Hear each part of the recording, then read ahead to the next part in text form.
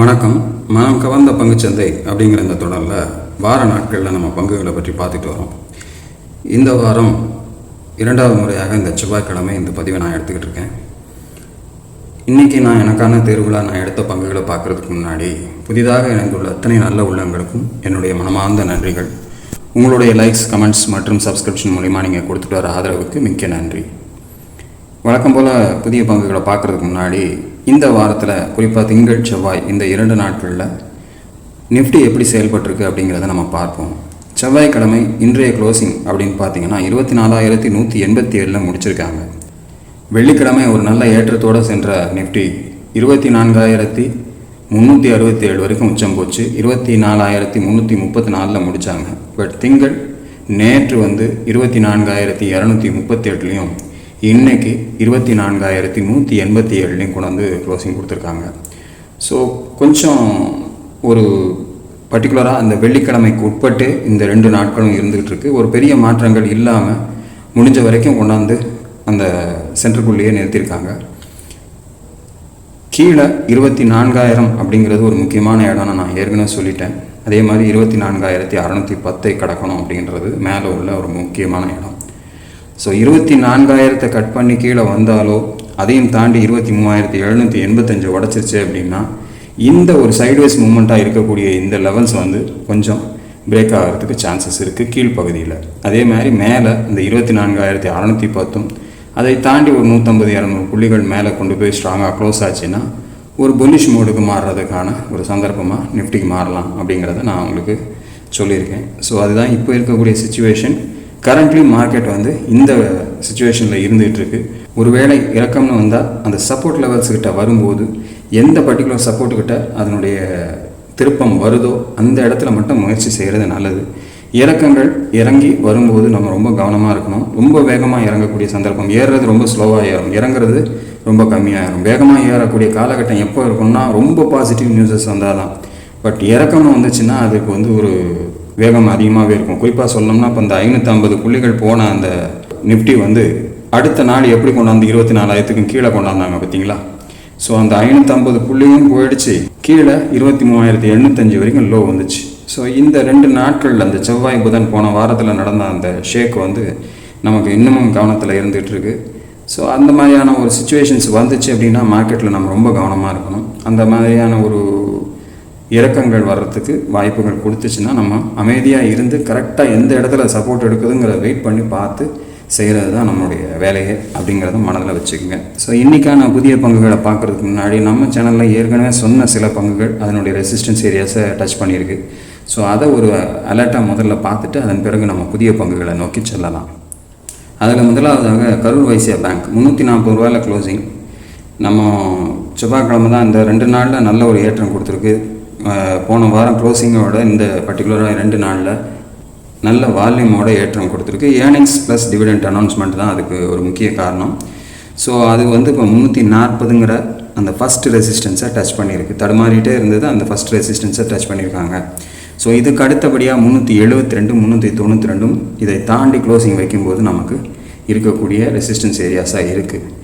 கீழே 287ங்கிறது தான் ரொம்ப முக்கியமான அந்த சப்போர்ட் ஏரியா. இந்த லெவலை தொட்டுட்டு திரும்பிடுச்சுன்னா நம்ம கவனமாக இருக்கணும்.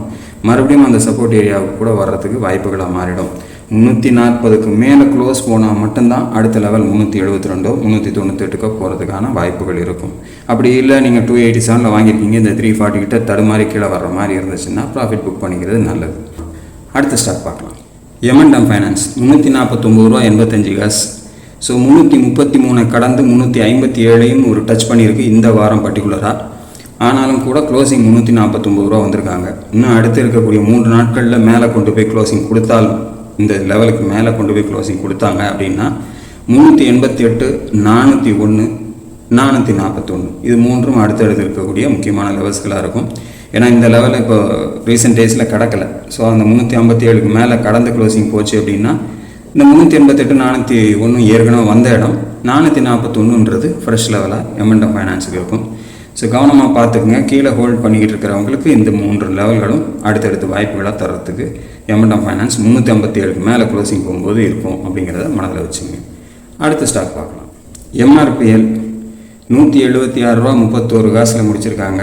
கிட்டத்தட்ட அது 210 ரூபா வரைக்கும் போயிட்டு 147க்கு மறுபடியும் வந்து ஒரு சப்போர்ட் எடுத்து இப்போ 174க்கு மேலே 176ல் க்ளோசிங் கொடுத்துருக்காங்க. ஸோ இது இன்னும் ஒரு 3 நாளில் இன்னும் கொஞ்சம் நகர்ந்து மேலே சென்று க்ளோசிங் கொடுத்தா அடுத்து இருக்கக்கூடிய லெவல்ஸுகளுக்கு மூவ் ஆகிறதுக்கு சான்சஸாக இருக்கும். 196, 220, 253 இந்த 3 லெவல்களும் அடுத்தடுத்து வர்றதுக்கான வாய்ப்புகள் மறுபடியும் நமக்கு தரக்கூடிய சந்தர்ப்பங்களாக இருக்கும். கீழே சப்போர்ட்டுன்னு பார்த்தீங்கன்னா 147, ஏன்னா 176ங்கிறது 174 கிட்டேயே இருக்குது. ஸோ அதுக்கு முந்தின கேண்டில் கீழே நீங்கள் சப்போர்ட் வைக்கலாம், இல்லைன்னா அதற்கு கீழே நம்ம கொஞ்சம் ஸ்ட்ராங்காகவே வெயிட் பண்ணி பார்க்கலான்னா 147 கீழே வச்சுக்கிட்டு நம்ம இதில் என்ட்ரி கொடுக்கலாம். மேலே இருக்கக்கூடிய ரெசிஸ்டன்ஸ் எல்லாம் உங்களுக்கு எக்ஸிட் லெவலாக நீங்கள் யூஸ் பண்ணிக்கிறதுக்கு சௌகரியமாக இருக்கும். ஸோ MRPL ஃபஸ்ட்டு ரெசிஸ்டன்ஸை டச் பண்ணியிருக்காங்க. தொடர்ந்து மேலே போகுதா அப்படிங்கிறத வரக்கூடிய 3 நாட்களில் வெயிட் பண்ணி பாருங்கள். அடுத்து ஒரு ஸ்டாக் பார்க்கலாம். IIFL ஃபைனான்ஸ் லிமிடெட் 571 ரூபா 80 காசில் முடிச்சிருக்காங்க. 560ங்கிற நம்மளுடைய 2வது ரெசிஸ்டன்ஸை கடந்து மேலே கொண்டு போய் இந்த வாரம் நிற்கிது. இன்னொரு 3 நாள் மேலே சஸ்டெயின் ஆச்சு அப்படின்னா 633ம் 670ம் அடுத்த கன்ஃபர்மேஷனுக்கு நமக்கு மேலே போகிறதுக்கு சான்சஸாக இருக்கும். ரொம்ப நாளைக்கு கழிச்சு இந்த லெவலை தாண்டி க்ளோசிங் போச்சு அப்படின்னா நமக்கு ஒரு ஸ்ட்ராங்காகவே அதை தாண்டி மூவ் பண்ணுறதுக்கு வாய்ப்புகள் கொடுக்க சான்சஸாக இருக்கும். அப்படிங்கிறதுனால கொஞ்சம் கவனமாகவே பாருங்கள். சந்தர்ப்பம் கொடுக்கல கீழே கொண்டாந்துட்டாங்க அப்படின்னா நம்ம அதில் ஹோல்ட் பண்ணாமல் எக்ஸிட் பண்ணிக்கிறது. ஒருவேளை நீங்கள் 460 கிட்ட வாங்கியிருந்தீங்க அப்படின்னா டக்குன்னு எக்ஸிட் ஆகி வெளில வந்துடுறது நல்லது. ஸோ ஒவ்வொரு இடத்துலையுமே நம்ம இதை ஏன் குறிப்பிட்டு சொல்கிறேன் அப்படின்னா, நம்ம மேலே தான் போய்கிட்டு இருக்க அப்படின்னு நினைக்கக்கூடாது. லெவல்ஸில் நிற்காமல் வெறும் விக் மட்டும் விட்டுட்டு அப்படியே க்ளீனாக கேண்டில் கீழே வந்துடும். அப்போது நமக்கு அந்த ஸ்ட்ரென்த் இல்லாமல் இறங்குதுங்கிறத நம்ம புரிஞ்சுக்கணும். அந்த இல்லை மேலே ஒரு ப்ராஃபிட் புக்கிங் வருது அப்படிங்கிறத நம்ம தெரிஞ்சுக்கணும். ஹோல்ட் பண்ணலை, மேலே ஹோல்ட் பண்ணலை, 560க்கு மேலே ஹோல்ட் பண்ணலை அப்படின்னா கொஞ்சம் கவனமாக இருக்கிறது நல்லது. அடுத்து ஒரு ஸ்டாக் பார்க்கலாம். ஃபெட்ரல் பேங்க் 356ல் ட்ரேட் ஆகிட்டு இருக்கு. 356 தான் இன்றைக்கி உச்சமும் கூட. ஸோ 361 அண்ட் 380 இதுக்கு அடுத்தடுத்து இருக்கக்கூடிய ரெசிஸ்டன்ஸ். நம்ம கொடுத்த லெவல் 205 தாண்டி அது 222, 245, அப்புறம் 261, 287 நம்ம 4 லெவல் போட்டோம். அதையெல்லாம் கடந்து மேலே இன்னும் 2 லெவல் எக்ஸ்ட்ராவே நமக்கு போட்டு விட்டோம். அதையும் இப்போ 333 கடந்து 361க்கு போயிருக்கு, நெருங்கியிருக்கு. ஸோ உங்களுடைய ப்ராஃபிட் புக்கிங் ஏரியாஸ் இதுதான் அப்படிங்கிறத நீங்கள் மனதில் வச்சுக்கோங்க. ஒரு அலர்ட்டாக தான் நான் சொல்லிக்கிட்டு இருக்கேன். ஏன்னா பாருங்கள், ஒரு ஃப்ளையாக மேலே போய்கிட்டே இருக்குது. ஏதாவது ஒரு இடத்துல இன்ஸ்டியூஷன்ஸ் யாராவது ஒருத்தர் வேகமாக விற்க ஆரம்பித்தாங்கன்னா ஒரு 4 ரெசிஸ்டன்ஸ் லெவலாக நமக்கு இருந்த இடங்கள் சப்போர்ட் லெவல்ஸை பிரேக் பண்ண மாதிரி கீழே எல்லாத்தையும் பிரேக் பண்ணிக்கிட்டு கீழே வேகமாக வந்துடும். அதனால் கவனத்தோடு இருக்கணும். எவ்வளோ மேலே போய்கிட்டே இருக்கோ அவ்வளோ நம்ம கவனம் அதிகமாக இருக்கணும். சரி, அது மேலே தானே போய்கிட்டு இருக்கு, நாளைக்கு பார்த்துக்கொண்டு ஒரு ஆப்பை மூடி வச்சுட்டு உட்காந்துட்டிங்க அப்படின்னா என்னைக்கு அது திரும்பிச்சுன்னு தெரியாமல் திடுக்குன்னு ஓப்பன் பண்ணிங்கன்னா நமக்கு ஒரு 10 ரூபா கீழே போனாலும் சரி டக்குன்னு மனசு வந்து க்ளோஸ் பண்ணவும் வராது.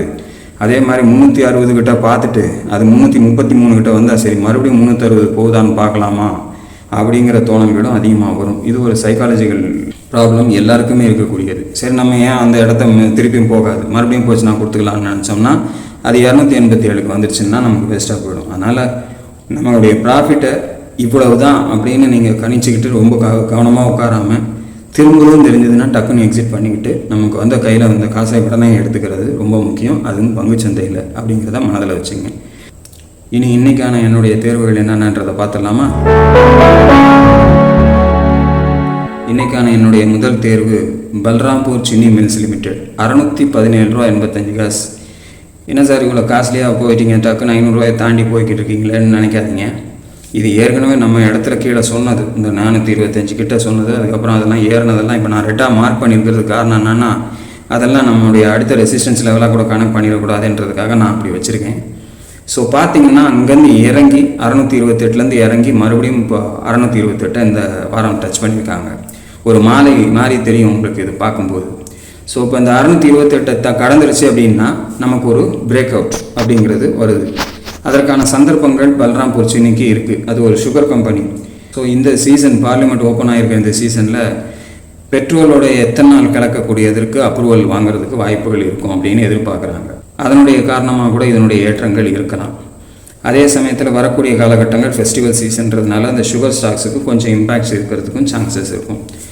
ஸோ அதனுடைய இம்பேக்டாக இந்த வாரம் இந்த 628க்கு மேலே க்ளோசிங் போச்சுன்னா அதுக்கப்புறம் நமக்கு கன்ஃபர்மேஷன் அடுத்து வரக்கூடிய வாரங்களில் இருந்துச்சு அப்படின்னா முதல் லெவலாக நான் பார்க்குறது 691.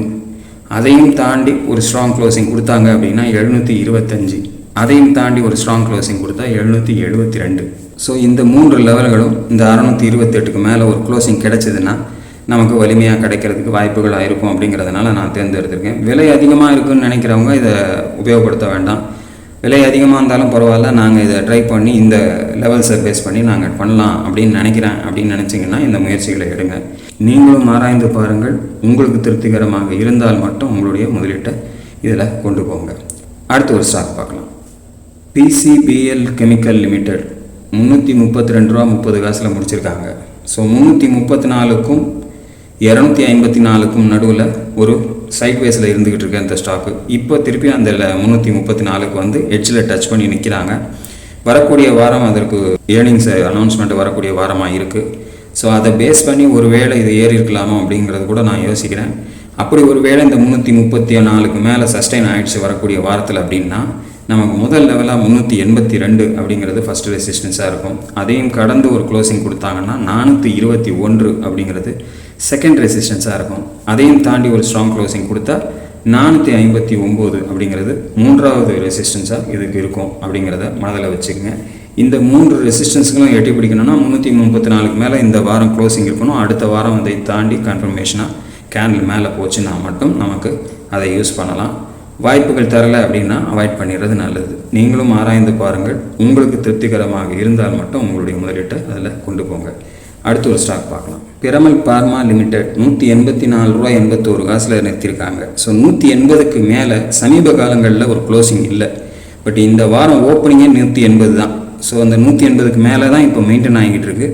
ஒருவேளை வாய்ப்புகள் இருந்து அது வந்து தொடர்ந்து மேலே ஏறி போயிருந்து அடுத்த வாரமும் கன்ஃபர்மேஷன்ஸ் இருந்துச்சு அப்படின்னா நமக்கு முதல் ரெசிஸ்டன்ஸாக 210, அதையும் தாண்டி ஒரு ஸ்ட்ராங் க்ளோசிங் கொடுத்தா 230, அதையும் தாண்டி ஒரு ஸ்ட்ராங் க்ளோசிங் கொடுத்தா 257 அப்படிங்கிறது அடுத்து வரக்கூடிய 3 வாய்ப்புகளாக இருக்கும். 210ங்கிறது முதல்ல கொஞ்சம் ஸ்ட்ராங்கான ஏரியா. அதை நீங்கள் இந்த சைடில் பார்த்தீங்கனாலே தெரியும் எப்படி தடுக்கப்பட்டிருக்குன்ட்டு.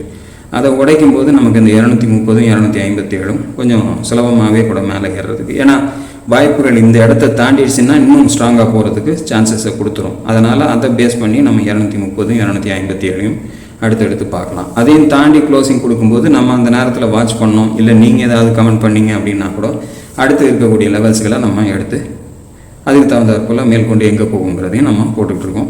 அதே வந்து நான் என்னுடைய அலர்ட்ன்ற பகுதியிலே வந்து நிறைய இந்த மாதிரி சான்சஸ் மேலே கடந்துருச்சு, 4 லெவலோ இல்லை 3 லெவலோ கொடுக்குறேன், அந்த 3 லெவலையும் கடந்துருச்சுன்னா கூட அடுத்தடுத்து வரக்கூடிய லெவல்களை நான் கொடுத்துட்டு வரேன். இப்போ நீங்கள் ஃபெடரல் பேங்க்கில் பார்த்தீங்கன்னா அப்படி தான் இருக்கும். அந்த மாதிரி நான் முதல்ல கரூர் வைசியா பேங்க்லேயே அந்த மாதிரி தான் கொடுத்துருக்கேன். ஸோ இதெல்லாம் வந்து நமக்கு சான்சஸ் கொடுத்துச்சுன்னா அடுத்து அவங்களுக்கு வாய்ப்புகள் எங்கே இருக்குங்கிறதையும் நம்ம எடுத்து சொல்லிகிட்ருக்கோம். ஸோ இதுதான் இந்த வாரத்துக்கான தேர்வுகள். இந்த பர்டிகுலராக இந்த 3 ஸ்டாக்குகள் தான். ஸோ நீங்களும் ஆராய்ந்து பாருங்கள். உங்களுக்கு திருப்திகரமாக இருந்தால் மட்டும் உங்களுடைய முதலீட்டை கொண்டு போங்க. தொடர்ந்து சனிக்கிழமை பங்குச்சந்தை நிலவரத்தோடு உங்களோடு இணைகிறேன். அதுவரையில் நன்றி, வணக்கம்.